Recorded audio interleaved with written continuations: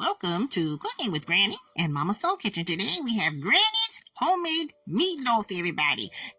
I have so many recipes of how to share my meatloaves, but this is one of our favorites in the family, everybody. So this is what we did. We have diced onion, we have bell peppers, green and red, and what we do is we chop them up nice and coarse the way how we like it, because when it cooks, it's going to be just succulent and delicious as it sautés inside of the meatloaf when you cook it, everybody. So this is how everything looks, all nice, finely chopped up. Look at that. Isn't that beautiful? And with grandmother, this is one of the things we also add in is some Lipton onion soup mix. Oh, yes. And we can also make our own, everybody. See our recipe right there below? That's how you can make your own onion soup mix, everybody. Okay, so we're going to add it into the hamburger meat. And it's going to be a nice hamburger meat. We're going to add all of the vegetables inside of the meat as well. Now, some people choose that they want to saute their vegetables before they do it in the hamburger meat, but we do ours inside of the hamburger meat instead of finally doing it before. Then we add also some panko crust, everybody. You can add breadcrumbs, but we prefer panko crust because it's a little bit lighter, and we add our vegetables as well. Panko crust is very nicely done because you don't have to worry about it being too heavy and weighing down your meatloaf. We like to have meat in our meatloaf, everybody. All of the meat, see that? And then we're going to add in all our seasonings. We have like no salt. You can add in some garlic salt or, seasoning salt, whatever. You got to add flavor to your meatloaf, you guys. It's but what you put in it, everybody. You got to have flavor throughout, okay?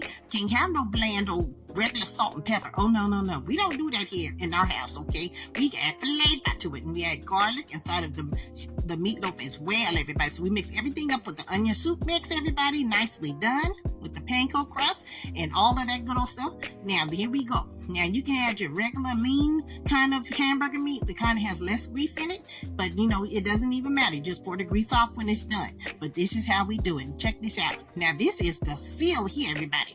We have brown sugar and ketchup. Yes. We have about two cups of ketchup.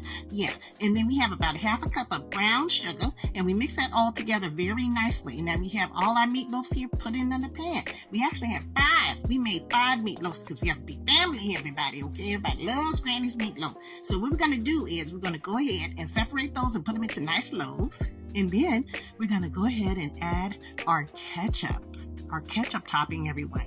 So we add it all throughout. Look at that. We lay it on each one, everybody. So we're going to have plenty. If you don't have enough, just make up some more. This is the sealant that's going to keep your meatloaf together and caramelize very nicely. That's why we add brown sugar into the ketchup, everybody. That is the secrets to Granny's, meatloaf, everybody. Okay, so we're going to go ahead and add this on there perfectly. And then we're going to add that on top, and we put it on the sides as well. And we're going to rub it in, with a spoon or a knife or whatever may help you. And you know what? This is the best tasting thing, even for potlucks. Oh, yes. Oh, definitely. But, things round beef cost too much for potluck. But anyway, this is how we do it here. So we're going to make sure everything is evenly done. Now, it's about the flavors that's sealed in within, everybody. This is why we have the ketchup glaze, everybody. It's going to hold the hamburger together. That's what panko. Oh, I forgot to say, we also added egg into that mixture too. A couple of eggs to make it all sealed together, everybody. Holds nicely. Okay, I forgot to say that. Oh, can't forget about the egg. That's right. But look at that. You just go ahead and do this. And, bring the children into the kitchen. The kitchen is a place where you can have your kids get familiarized with this, and they'll be able to cook for you one day, just like my granddaughter and my great-granddaughter. Look at that, everybody. That's how it looks. Isn't that perfect, everybody? Oh, yes, that's wonderful. Now we're going to go ahead and bake it under 350 degrees for 1 hour uncovered. And then look at that. We poured the grease off of it, and voila! What do you guys think? Ain't that beautiful? Oh, that is so wonderful. Oh, it smells amazing. Well, that's how it is in this house. So we have everything with flavor.